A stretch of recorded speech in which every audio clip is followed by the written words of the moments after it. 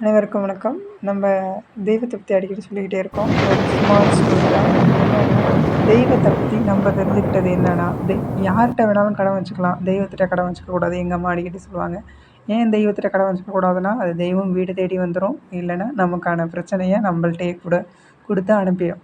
அப்படிங்கிற மாரி தான் இந்த ஊர்ல எங்க ஊர்ல ஸ்ரீ செல்வமுத்து மகாமாரியம்மன் என்கின்ற ஒரு ஆலயம். இது வந்து பாபநாசம் அந்த சைடுல இருக்கு. இந்த கோவில்ல என்ன அதிசயம் நடந்துச்சுன்னா, அவங்க அவங்க பிள்ளைக்கு வந்து ஒரு அம்மா போட்டிருக்கு. அம்மா போட்ட உடனே அந்த பிள்ளைக்கு வேண்டியிருப்பாங்க, "தாயே இந்த அம்மாது குணமாயிருச்சுன்னா, என் பிள்ளை இல்ல இது உன் பிள்ளை. உனக்கு தத்து குடுத்துக்கிறேன்." அப்படின்னு வேண்டியிருப்பாங்க போல இருக்கு. வேண்டுதல மறந்துடுறாங்க. ஊர் திருவிழாவும் வந்துருது. அம்மனுக்கு மிகப்பெரிய திருவிழாவா கொண்டாடுற அன்னநாளும் வந்துருது. அம்மன் திருவிழா கொண்டாடிக்கிட்டு இருக்க 2ஆம் நாளே அந்த குழந்தைக்கு உடம்பு சரியாம போயிடுது. எதனாலன்னு அவங்களும் தெரியாமயே இருந்துக்கிறாங்க. ஹாஸ்பிட்டலுக்கும் கூட்டிட்டு போறாங்க. ஆனா, அங்க போயும் சரி வரல. சரி வராததுனால என்னவா இருக்கும் அப்படின்னு அப்பயும் சரி வரல.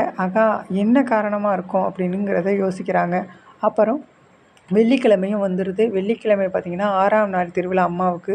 ரொம்ப உக்கிரமானதுனால குழந்தை படுத்த படுக்கையா ஆயிடுது. எந்த சாப்பாடு குடுத்தாலும் திங்காம, எதுவும் சரியில்லாம இருந்ததற்கு 6ஆம் நாள் உற்சவத்தின் அன்னைக்கு அம்மா ரொம்ப உக்கிரமா இருக்கிற மாரி தெரிஞ்சதுனால, பிள்ளைய கொண்டு போய் கோவில்ல போட்டாங்களாம். கோவில்ல போட்டு அம்மா என்ன பிரச்சனைன்னு தெரியலன்னு அழுதுகிட்டே இருந்திருக்காங்க. அங்க ஒரு அம்மா சாமியாடி, "உன் பிள்ளை எனக்கு சொந்தம்டி. அதுக்கப்புறம் தான் உனக்கு சொந்தம்.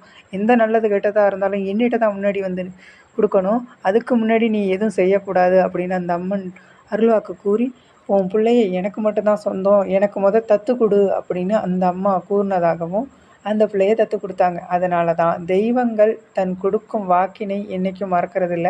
அதேமாரி நம்ப குடுக்குற வாக்கையும் என்னைக்கும் மறக்காதீங்க. வீடு தேடி வந்துடும். அதுவும் உண்மதான். அதுக்கப்புறம் உடனே அந்த குழந்தைக்கு சரியும் ஆயிடுச்சு அடுத்த நாள்.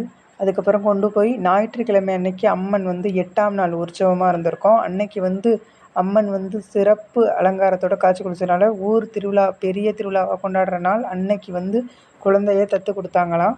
அது மட்டும் இல்லாம நம்ம இதுலேருந்து தெரிஞ்சுக்கிறது என்னன்னா, தெய்வங்கள்ட்ட என்னைக்கும் வாக்கு குடுத்தா அத நிறைவேத்தணும் அப்படிங்கிறத தெரிஞ்சுக்கிட்டோம். இன்னொரு தடவையும் உங்கள்ட்ட சொல்றேன்.